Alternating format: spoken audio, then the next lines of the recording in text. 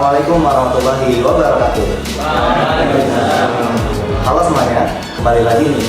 Mungkin ini merupakan pertemuan kali kita di podcast teman-teman ini. Sebelumnya bersama aku selaku pemandu di podcast teman-teman ini. Dan tentunya aku di sini tidak sendirian. Aku bersama temanku yaitu Misbah. Ia merupakan seorang radiator yang sudah memiliki pengalaman hingga ke luar negeri. Dan tentunya ia merupakan seorang radiator juga. Dan di sebelah kanan saya ada peternak yang dari Cikarang. Ia merupakan peternak yang akan mengikuti podcast kita ke depannya. Oke teman-teman, di podcast kita ke depannya kita akan berbincang-bincang simpel atau sederhana, yang mana akan apa yang kita bicarakan merupakan pertanyaan-pertanyaan yang unik gitu. Dan ke depannya kita di podcast kali ini akan membahas tentang pentingnya manajemen kesehatan ternak. Nah, sudah penasaran kan tentang apa sih yang akan kita bahas? Bagaimana ceritanya? Mari kita lihat, mari kita dengarkan dari komentar kita.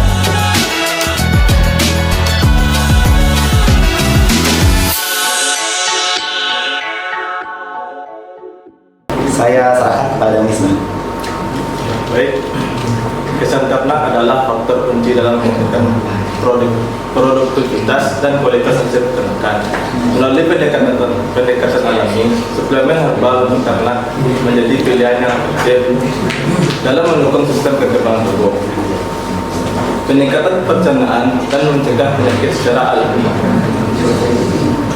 Efek samping atau bahaya: tanpa adanya tercampur bahan kimia dan zat adiktif lainnya, pengobatan dilakukan secara herbal atau alami dengan bahan alami dari alam. Dan tujuannya dari podcast ini itu pemahaman mendalam kepada para peternak tentang pentingnya menjaga kesehatan ternak melalui dari pakannya. Nah, di sini apa itu manajemen kesehatan ternak? Nah, di sini ada 3 rangkaian tindakan yang dilakukan untuk menjaga kesehatan ternak agar tetap optimal. Yang pertama itu memperhatikan pola pakan, yang kedua biosecurity, dan yang ketiga itu pakan dan pengamatan. Nah, di sini dari suplemen herbal itu ada bahan-bahan sebagai berikut. Yang pertama itu daun rambutan, kunyit, jahe, gula merah, dan bawang putih atau bawang merah. Cara pemberian suplemen herbal: yang pertama itu suplemen yang diberikan ketika ternak sesudah makan. Yang kedua, pemberian menggunakan bambu sebagai wadah yang dipotong seperti botol yang anti kaca. Itu gunanya untuk menyuapkan suplemen herbal itu. Dan yang ketiga, obatan herbal yang direbus ketika sudah mendidih sembari diaduk bahan-bahan yang sudah tercampur dan didinginkan terlebih dahulu agar tidak menyakiti ternak yang sesuai dengan kesejahteraan hewan. Setelah dingin, air herbal atau suplemen itu dimasukkan ke dalam botol atau wadah yang telah disediakan. Untuk pemberian secara langsung, posisi sapi sudah diikat dan tidak merasa ada perlawanan untuk kita.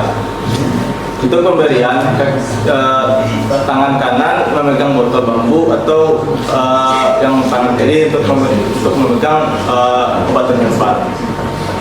Pemberian dilakukan 2 kali dalam 1 hari. Itu bisa dilakukan pada pagi atau siang, dan yang pemberian kedua itu di sore hari. Manfaat jangka panjang penggunaan suplemen herbal itu adalah penggunaan secara rutin akan memberikan dampak positif jangka panjang pada kesehatan dan perkembangan ternak, mengurangi risiko keuntungan obat dan menghemat biaya kesehatan, lebih fleksibel dan membutuhkan biaya dan tenaga besar, ramah lingkungan karena obatan herbal diberikan secara alami tanpa adanya bahan kimia. Oke, terima kasih kepada pembicara kita, Saudara Misbah. Ternyata banyak sekali manfaat dari obat herbal terhadap kesehatan ternak, entah itu dari manajemen lingkungan atau dari pakan untuk kesehatan hewan tersebut. Nah, bagi teman-teman, kita akan alihkan ke temanku yang dimana dia merupakan peternak yang akan menanyakan atau memberikan keluh kesahnya terhadap apa yang ia dia alami atau sesuai pengalaman peternak tersebut. Tentunya saya akan langsung serahkan kepada saudara Distira. Bagaimana sih cara memastikan kualitas dan keamanan suplemen herbal tersebut untuk ternak? Nah, untuk memastikan kan bahan ini sudah alami dari alam.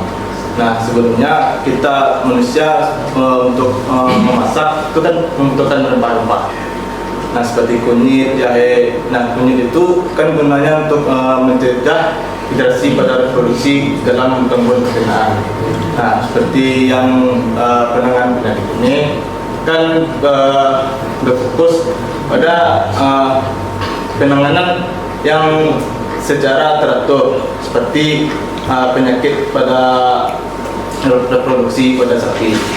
Itu seperti kurangnya nafsu makan. Itu dapat membantu nafsu makan pada sapi kembali. Oke, jadi manfaatnya itu sangat signifikan sekali ya. Jadi alami dari obat herbal tersebut sangat-sangat sangat sesuai dengan kondisi yang hewan butuhkan. Lalu apakah ada permasalahan yang dialami lagi?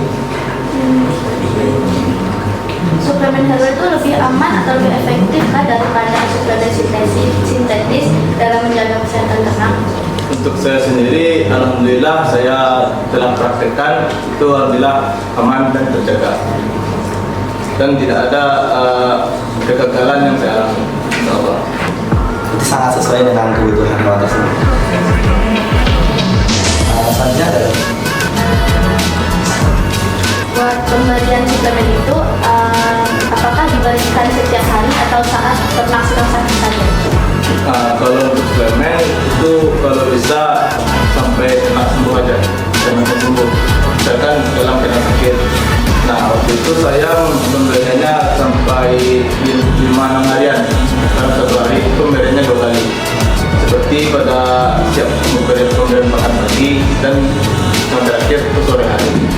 Itu saya pemberiannya sampai ternak sembuh. Jadi sebenarnya tidak hanya ketika hewan itu sakit baru dikasih obat herbal, tapi lebih berfokus ketika hewan sakit itu difokuskan pada obat-obatan herbal agar agar ternak atau hewan tersebut itu dapat sembuh dengan sehat dan dapat berkembang lagi dengan secara alamiah. Mungkin kami cukupkan. Terima kasih kepada temanku, saudara Misbah dan saudara peternak saya Distira dari Cikarang. Kami tutup podcast kali ini. Untuk teman-teman semuanya, jika ada kritik dan saran, boleh DM langsung saja materi kita atau DM mas kalian, yaitu di @gmail.com. Akhir kata kita cukupkan. Wassalamualaikum warahmatullahi wabarakatuh. Waalaikumsalam.